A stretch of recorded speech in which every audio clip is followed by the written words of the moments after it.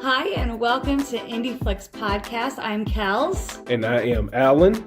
And today we're going to be talking about the movie The Girl in the Crawlspace. In the Crawlspace. That's right. So I'm friends with John Oak Dalton, the director and writer of this movie, on Facebook.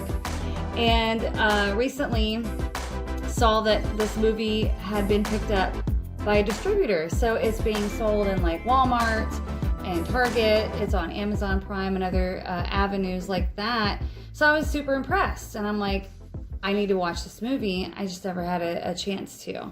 But when we started this podcast, I thought, well, what a great opportunity to now watch this movie. Right. And from the looks of it, from the poster and the DVD cover, I'm expecting it to be a super scary horror movie. Right, because looking at it, when you told me the name, I went to go look it up. And looking at it, it's like, oh man, looking at the artwork, man, it's like, this is right up my alley. Right, right. And I like all kinds of horror movies, whether it's a creature feature or a slasher film or a paranormal movie. I love all of it. Yeah. And I'm like, there's this lady in a crawl space terrorizing a family or something. But completely opposite of what I thought it was. Complete opposite, yes. It's actually the aftermath of a girl who was kept in a crawl space captive and her way of life after escaping. Word. So I'll break down the synopsis a bit. A young woman escapes from a notorious serial killer who has kept her prisoner in a crawl space. She tries to work her way back to normal with the help of a therapist, but becomes inserted into the therapist's strained marriage with a failing screenwriter. Mm-hmm. So, I mean, it's like the sequel to whatever happened to the girl in the crawl space during that whole time. So, I mean, it's an interesting take on a film that you get to see the girl trying to get her life back together. Right. So, when you told me about it, like I said, I looked it up, looked at the artwork and some of the publicity stills. I'm like, oh yeah, this is going to be dope. And of course, it's all filmed here in Indiana, which we absolutely love. Hooray for Indiana. I told y'all it's more than corn here in Indiana. So I'm super excited about it. It was actually filmed in Moreland, Indiana, and Farmland, Indiana.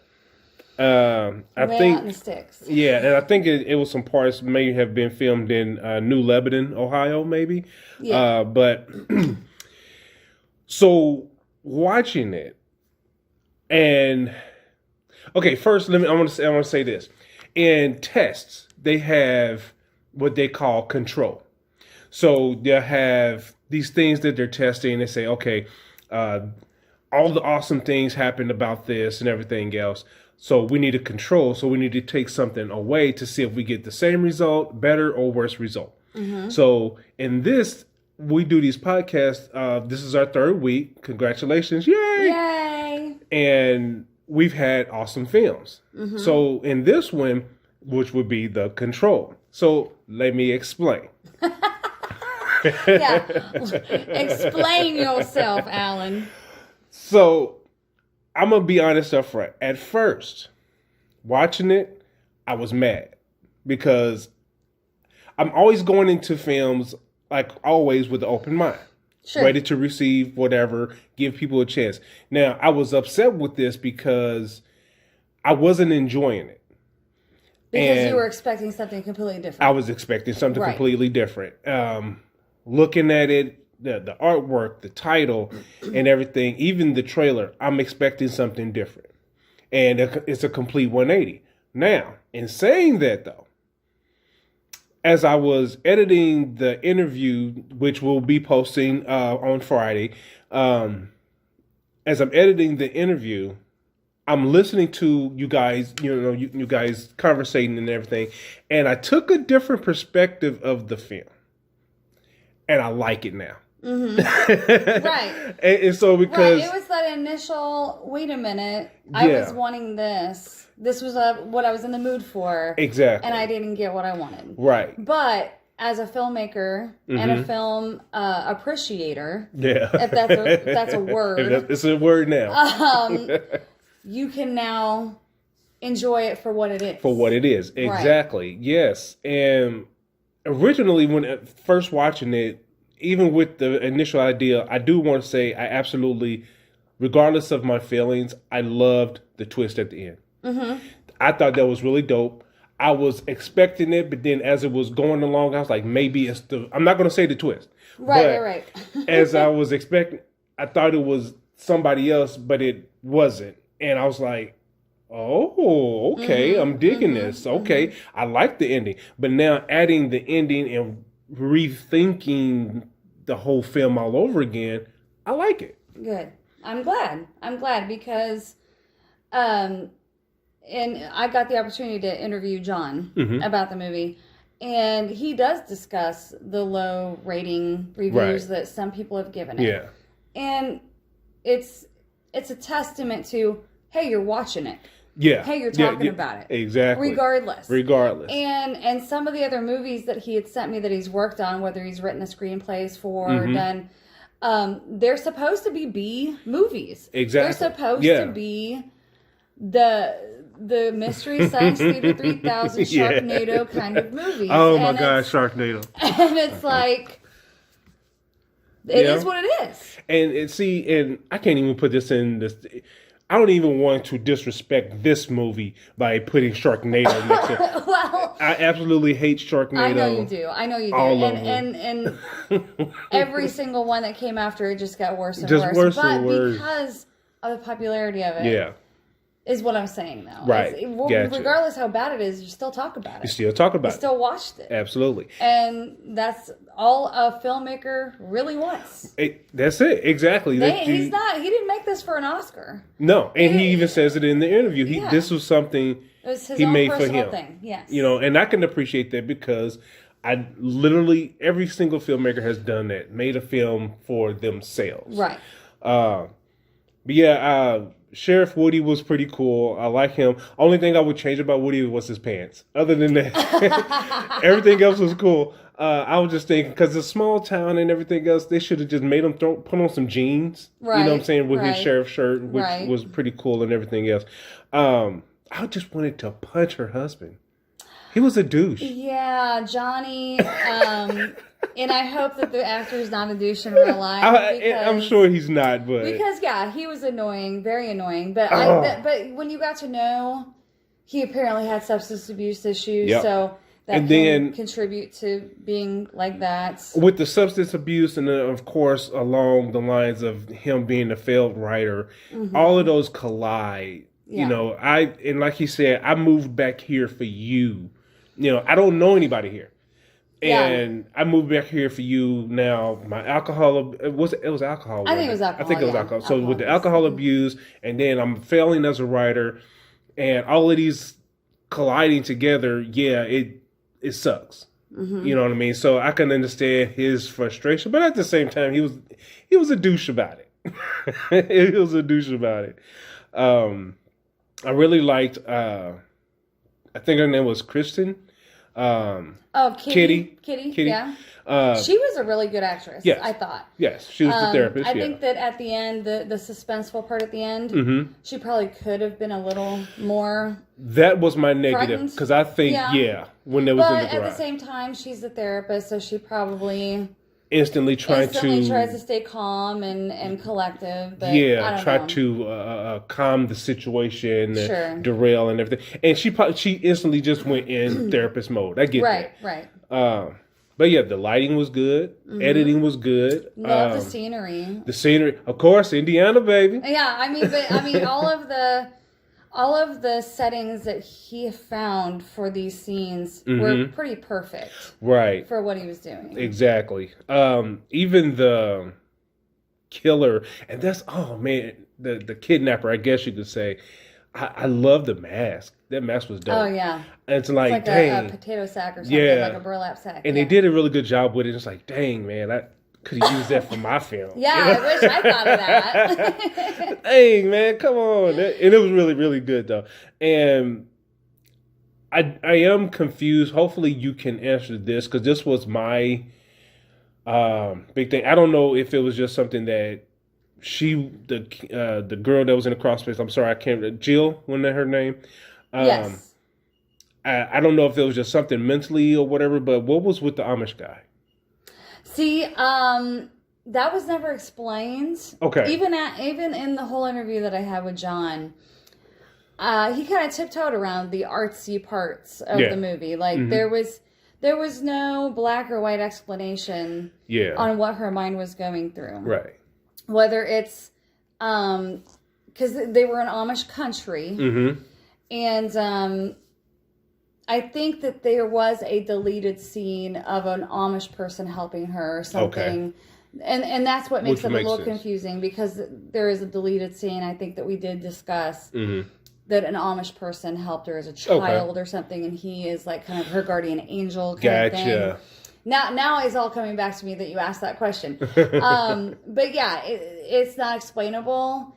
And maybe he decided to leave it unexplainable and cut that scene out just for that particular. Now, I could dig it, and I'm fine with that, but it was like, my very minimum Ivy Tech psychology education has me thinking, because she was in the Crawlspace, because of, and I'm alluding to my statement here, making me think that when she's in this Crawlspace, she has to find a mental peace. Right. You know what I mean? Right. Or she'll go crazy, basically. Sure. So that I was thinking that's what that was. Maybe she was trying to imagine a friend, a helpful friend, or something like that. Yeah, the person who probably helped her as a child is her idea of comfort and peace. Right. Exactly. Because if he helped her, then that would be more of a peaceful or a kind face or something like that. Right. Just like the movies that she was imagining that the captor was watching, and because the therapist was like, "Wait a minute, where she was at and where the TV was, it doesn't make sense." The timeline of when she was locked up versus when this movie was how would she know about? So that's what I'm thinking. Like with her psychology, with her mental, and with the Amish guy. So, and I understood all of that, but yeah, just wanted to ask that question, and I didn't understand the Amish guy, but it makes sense now if if they had the and the ending is kind of left open to her interpretation as well. Yeah, because you're like, wait a minute, was there somebody down there? Was she in on it? Well, she things like that. Yeah, and again, I go, did you open this up for a sequel? And then and I like him saying it. And you guys, please listen to the interview with Kells and John Oak Dalton. It's going to be available on Friday, and it's really good because I like that's what he said. He didn't really answer you, but he did answer you. It's kind of one of those things. Maybe maybe not. Maybe not. And it's one of those things where, me personally, I don't particularly care for prequels, but I would love to see. I don't mind them. I don't mind them because if you want to establish, like I didn't like the Rob Zombie Halloween, exactly. Not because that's why it was developing Michael's character, but it developed Michael's character so much that I was on Michael's side. I'm like, kill everybody. Kill everybody. Kill everybody. I don't care. Yeah. But like somebody like Hannibal Lecter. Yeah. I liked watching kind of how he came about. There. Because either way, he's still creepy. Because he eats people. Because see, sometimes how people, I guess, maybe that's what it is. How some people do prequels, you kind of lose the original. Right. I mean, for a slasher guy, I want to be scared of the slasher guy. Yes. For a guy who's psychologically scary, he will always be psychologically scary, regardless how much you develop his character. Exactly. You know what I mean? Yeah. And who can and I mind didn't feel F you. sorry for him ever because he's a psycho. Right. And like they talked about doing another Friday the 13th, make it a prequel. And if you can't really, because technically it's already been for Jason. Yeah, but it's kind of already been a prequel with Friday the 13th Part 1. You see what I'm saying? Because everybody's used to Jason being the killer. Right. From Part 2 Right, because Part 1, was his mom. Exactly. And then she talks Spoilers about, for those who people didn't know. Well, oh my God, if you haven't seen Friday the 13th one, you ought to be ashamed of yourself. Yeah. It's too late for you, okay? But it's his mom. And but she explains, her son drowned and she's getting payback. And I'm getting payback, yeah. You already know. Exactly. What happened to him? And so, to do a prequel, you have to do a prequel of the prequel, like show Jason as a kid. But then I'm going to feel sorry for him. Just like what you just said. Yeah. Kill everybody. He's a slasher. Yeah. And he's getting revenge. Right. And the less I know about why, the better. The better. Exactly. Exactly. So if you guys want to check out The Girl in the Crawlspace, I do recommend it. And like we always say, go into it with the open mind. And when I mean open mind, not just open mind with this, but look at it as the after effect of what happened. Like after she gets out and she's trying to, like the synopsis says, she's trying to rebuild her life. Right. And not only rebuild her life. And this is another thing I was thinking about.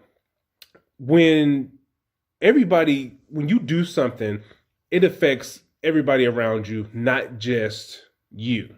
You know what I mean? Right. So, and here's an example.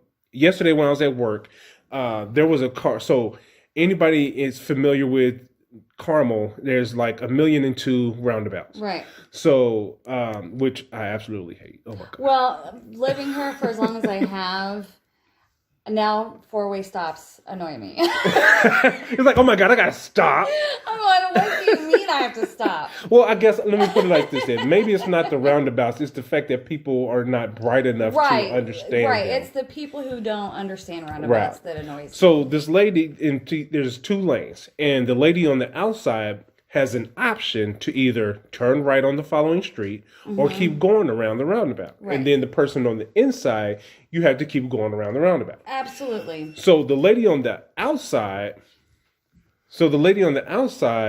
she decided to keep going instead of turning on the following street. Okay. So when she kept going, the lady on the inside assumed that the lady on the outside was, turning.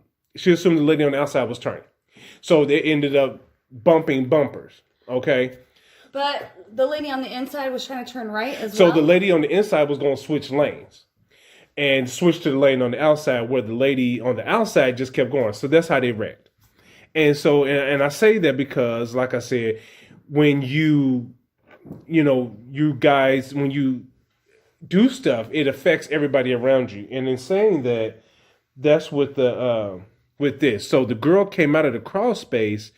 Her life ultimately affected the life of the therapist and her husband. Right. Because now she has to fully focus on her. And not only just her, the people around in the town too, because she was helping them too, because they was dealing with missing kids and everything else. Right, because she's not the only girl who got abducted. Exactly. There were several missing boys. And then helping with their families and things like that. So what you do affects it. So by her focusing on this girl, which technically is her job. Right. So while she's focusing on this girl, she couldn't tend to helping her husband, which I think that's probably why he was lashing out. But he was a jerk about it. Sure. You know what I mean? He didn't go about it the right way. He just needed to go about it the right way. But which also shows the depth of the film. So when you go and watch it, look at it like that and not just looking at it expecting it to be a horror film. Because I would classify this as maybe more drama, of a thriller. Drama, suspense, yeah. Yeah. But looking at the cover, man, the cover's dope. Whoever did that. I was like, this girl is creepy. She's trying to get out. She's not even trying to hurt anybody. Even the opening scene with her crawling away, and it's like, hey, somebody please help this girl. Where ain't nobody out here helping her? But yeah, man, I like I said, once I listened to the interview and everything else, I appreciate it now. And another thing that I noticed about the movie, which I talked to John about, because I have a brother, huge role-playing fan. Yes, huge. Yes. And when they started doing the role-playing in the rec center, I mean, it brought me back to when I was younger because, you know, when you're young and your brother and all of his friends come over, you want to play with them. Yeah. So I built my, no, they always let me play. Okay. I'd build my characters. And I mean, I understood the whole role-playing thing. So if you ever used to play, you can kind of relate to that part of the movie as well. So that's one of the things, unfortunately, I never had the opportunity to do. To role play? Yeah. Do the role playing games? Yeah. No? I mean, you know, the wife and I do role playing, but that's you and your wife role playing totally different thing. I mean, you know, I'm just saying.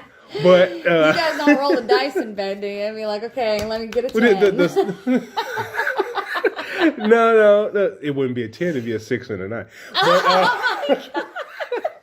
oh my God. But yeah, I've seen these people out in the field one day, and it took me back to a movie I was watching, and I was like, what are they doing? What is it? They're getting costumes and they were LARPing. LARPing. Yeah, I used to do live action. It took me forever to figure that out. Yeah. Dude, I want to LARP so freaking bad. Oh, it's fun. It looks fun. It's fun. I did it with Vampire the Masquerade. Oh my God. See, that's right up my alley. You got to choose what kind of vampire you were. You could have been a Nosferatu. Mm-hmm. I was a Malkavian, which was the crazy vampires. I mean, according to Chad, that's right up your alley. Right? But you could have been a gangrel, which is the kind that... a gangrel is the kind that can change into a wolf or a bat or something like that. Right. Oh, that's pretty cool. And when you're LARPing, you're... instead of rolling dice, paper, rock, scissors. Oh, okay. So whatever, if you're challenging another vampire and you win, you win that challenge. Or if you want to cast a spell and you win your spell, it's that's dope. Really, I like that. People make fun. I'm telling you, I was cool before being a nerd was cool. And because people would make fun of me for LARPing. And I'm like... You wait. Man. You wait. I'm a trendsetter. Right. And look, we ain't going to say how long ago that was. I'm not going to say how long ago it was. Some time ago. But there were no 20 in front of the year that all started. So. But yes, man, I've seen them LARPing, man. And it's not the same, but it's the same. And this takes me back to the old cartoon I used to watch, Dungeons and Dragons. Yes. And I didn't know that they had the role-playing game with Dungeons and Dragons. Yeah. And I'm like, dude, where the heck? I thought I was out there. I thought I, knew a lot of stuff. I didn't know, excuse my language, I didn't know shit. Chad would have loved me right there, right? There are hundreds of role-playing games. We had heroes, so you can build your own superhero. That's dope. I mean, like, I would have loved it. There's tons of different scenarios where you can build different characters. The great thing that I was never able to master was being the game master. Okay. Was creating the story. Oh, right, right. The challenges that you run into. My brother was usually the game master, and of course, if I rolled whatever, you're dead. I mean, like, you're just dead. He'd let me play, spend 2 hours building my character, and then kill me within the first 5 minutes. You can go now. But you done got a backstory, a history, right? A different language, but then in 5 minutes you're dead. He'd be like, "What'd you roll? A 9? Okay, you're dead." You're dead. Yeah. I didn't even go anywhere. Big brother. There's tons, and I liked that they threw that little splash of culture into this movie because it showed clearly that John was a role player. So, right, and see, and it wasn't just something they threw in there; it was part of him. So because he was having trouble as a writer, he couldn't get his mind right. This was more or less his release, his peace of mind. And I thought that was a pretty good dynamic, or his depth of character. Sure. You know what I mean? Sure. So that's why I'm saying, as I listened to the interview and then look back now, it's like, the movie is really good. It's really good. I can appreciate it because I think I sent you a text and I was just like, Kells, what the hell am I watching? Well, not only did you ask that, he suspended my film choosing abilities for a while. I was grounded. You was grounded for two films. Choosing films. I was like, well, dang, you thought Haven was all right, but now we're good. Okay, so I tell you what, you're unsuspended because it's better than what I thought. I went into it because it's my fault. I went into it as a horror film. You know what I mean? Well, and with all honesty, it seems to be advertised as that. Right. I think maybe even the distributor was like, let's sell it as a horror film. Yeah. Because if you even look on Amazon Prime, it's showing it as horror. Right. Mm-hmm. But it's clearly not. It's not. I mean, there are horror aspects of it, but it's more thriller, suspense, than horror. So, yeah, I think there's like 17 levels of horror. Exactly. And I mean, there's so many and there's so many subgenres of horror. It's just on the bottom floor. It's on the bottom floor. It's not only floor one. You gotta hit the down button past the. But it's not saying that the movie sucked. I'm just saying the movie was good. It's just a different level of horror. Right. And I mean, of course, psychological is still horror. Right. You know, you could put psychological in thriller and things. So like my book. Wake Up that's coming up. It's very psychological. It's a psychological what they call it. They categorize it as psychological fiction. So that's the same thing, you know. Right. But yeah, I do recommend it. You can find it on Amazon Prime. I think didn't he say Tubi? Yes. Tubi. Yeah, it's on Tubi for free. We recommend you go to Amazon Prime to watch it so you can not only just support the artist, but financially support them as well because they need that to make more awesome films. Yeah, Vudu. Mm-hmm. It's also on Vudu. Oh, okay. Yeah, or you can buy the DVD, I think, still. Yeah, buy the DVD. We always recommend buying the DVDs. Yeah, the more money goes to the person who wrote it if you buy the DVD. If you buy the DVD. Depending on their contract with the distributor, but I don't know those terms. That is proprietary information. And I say that because when you watch things on Amazon Prime or buy from Amazon Prime or any other digital download outlets, the distributor, which would be like in this case Amazon Prime, they make more. Amazon Prime and his distributor, I think is ITN and Mill Creek, one of them two or both. They make the lion's share of the money. So just think, I mean, he has it on there for you to rent for like $4.99. Right. So out of $5, he probably get $1 or less. Right. You know what I mean? Which is a slap in the face. Right. So please buy the DVD, support these artists when you buy them.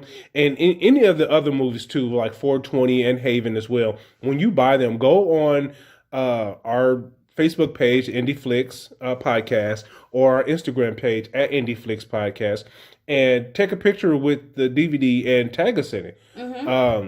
My tag is Alan Wills Director. And what is yours, Kells? On what, Instagram? Yes. At Hollywood Kelly, I think. Hollywood Kelly. I think. Jesus Christ. At Hollywood Kelly 77. How do I find it? How do I find it? Right, okay, so Alan made me get an Instagram page, right? Yes. And it's not because I don't like Instagram. I'm comfortable. Right. On Facebook. Right. And Instagram. And it's at Hollywood Kelly 77. 77. So yes. Okay. Yeah. So yeah, definitely get on there, tag us, and they tag Indie Flix, tag myself and Kells. And yeah, you know, show your support, not just to, you know, us, but to the artist. You know, this is the whole point of the podcast, is to bring light to the artist and things like that. So, Kells, like you said, you recommend it, right? I do. And again, I recommend it going into it with the mindset that you are learning about how she's coping after being captured, not anything before that. Right. And it's a fun movie. You'll enjoy it. You'll think Johnny is a douche. Yeah. And I swear, he got to stand 6 feet away from me, out of arm's reach. Because I'm like, I know you're just a character, but you're throat punch. Give him a throat punch. Just like if I ever see Jennifer Aniston, yes, you guys were on a break. Oh my goodness! I swear to this day. You're Team Ross. I'm Team Ross. Get out of here. There has to be an unwritten rule that you got to be on a break for at least 24 hours. You can't go out that night. Come on now. He did technically go out that night. Yes. I mean, and then that's a dog move, and you know it. And then he was right about the guy, wherever his name is. He was right about him. All he wanted to do was have sex with Rachel. That's all he wanted. And he was right. Rachel should have listened to Team Ross, man. I'm gonna go give me one of those shirts that says hashtag Team Ross. Oh, you should. Frankie says relax. Because that shirt was young when he had on. Oh my god. Oh man. But yes, check out The Girl in the Crawlspace. Find John Oak Dalton on social media under the name John Oak Dalton. That is his Instagram name and as well as his Facebook name. He's an awesome person. He's really laid back. Tell him you support him. And watch his film. He got other stuff on there too. He sent me quite a few things. So I'm gonna check those out, and we probably end up talking about them on here too because those look pretty dope. And I was like, Kells, when I first originally watched, I'm like, why did she recommend this? Scarecrow County, that looks really cool. Why? I did. I talked to him and I said, Scarecrow County. Yeah, we're gonna have to watch that because it sounds cool. Yeah, that's right up my alley, man. Right. And I think the same therapist lady's in it. Either her or Jill. He's used a lot of the same actors and actresses, which I love about filmmakers. You know, stay with your loyal cast, but also, you know, there's a whole pool of wonderful actors out there. Too. So especially don't forget about them. Yeah, in Indiana, I just want to say that and tip my hat off to Indiana talent, man. Indiana, y'all slipping. If y'all listening to this in Australia, New Zealand, wherever y'all are, Indiana has a lot of talent. Don't be afraid to, you know, pick up some Indiana talent. It is some really talented up, you know, like Kells. You know what? It's really funny because I get discouraged sometimes, and I shouldn't because I've probably auditioned for 40 films and I've gotten like 3 and whatnot. Still no lead in a feature film. Still on my goal list. Yes, it no is. biggie. But yeah, like somebody posted, Mark Ruffalo auditioned 700 times before he got a role. Yep. So I can't get discoured. I just I'm gonna keep auditioning, and again, I'll make my own daggone movie. That's right, and you started it. It's just like me. When I first really went face forward into filmmaking, I was like 35, 36, somewhere around yonder, and I was discouraged with that. Because I'm like, nobody's going to want to work with me because I'm old, you know. And you're old, but you're new. Oh, old and new. Right. It's, you know, but I didn't think about it. Samuel Jackson was 40 when he got his break. Yeah. 40. Wasn't he the guy who robbed McDowell's? Robbed McDonald's, yes, he did. McDowell's, yeah. McDowell's. That was his first. That wasn't even his first break. No. It wasn't? It was Eddie Murphy Raw. He played his uncle in the skit at the beginning. Get out. That was it. Yep. That was Eddie Murphy's uncle at the skit at the beginning. He said, that boy can dance or sing something like that. Boy is funny. Whatever he said, that was Samuel L. Jackson. That was his first role. Halle Berry, crackhead in Jungle Fever. Yep. Speaking of crackhead, he wasn't a crackhead. Speaking of crackhead. He wasn't a crackhead. He sold weed. What's the man's name? He got the Idris Elba. He used to sell weed to the bouncers at clubs. Oh, yeah? And that's how they knew him. And then he got a break. And I can't remember what his first film was, but he was up there in age. So it was like, just because you're up in age doesn't mean anything. I'm not up there in age. I don't know what you're talking about. No, Kells, because you're like 25. But, hey, if you got anything else, Kells? No, I think that's it. I think we covered the majority without giving away too much of the Tried movie. not to. We might have slipped in a little bit. We gave you enough to, I hope, pique your interest. Yes. To watch the movie. Pique your interest. Give them a shot. You know, I mean, you have like a couple days to watch it if you watch it on Amazon Prime. If you go buy the DVD, You can watch it anytime you want. It might even be in the dollar bin. You don't even know. Yeah, because he did mention that in the thing. He's seen it at the Dollar Tree. I would be, me personally, I would be happy as all get out to see. Oh my gosh. Oh my God, my movie's in the Dollar Tree. Since I was 15 years old, I'm like, I would love to be a one-hit wonder. Exactly. I don't care. I mean, look at Rick Astley. You think he mad about it? Nah. People putting him on T-shirts talking about vote for Rick Astley. Yeah. You think he care? Nah. He getting paid every time that song plays somewhere. Just like Tag Team, they getting paid in that damn Geico commercial. Oh gosh, scoop that. So dumb. One hit wonders though. So funny. That's literally the only song they're known by. Right. But I mean, if there isn't anything, and it starts else, out Tag Team back again. Where were you before? Where were you before? That's literally the start of the song. Yes. Wait a minute. I'm like, wait, who I've are never you? heard of you. When were you here? You weren't here before. All right, you guys, we are out, and check out the girl in the cross. I'm sorry, check out the girl in the Crawlspace. It's really good. Give John Oak Dalton some love. Find him on social media under those names. Find us on social media. Don't forget to like, subscribe, share on our YouTube channel as well, so you can listen to the interviews. Indie Flix Podcast. And find us on Instagram, Indie Flix Podcast, and Facebook, Indie Flix Podcast. So if there isn't anything else, Kells, we are out of here. We out. We'll see you next week. Next week.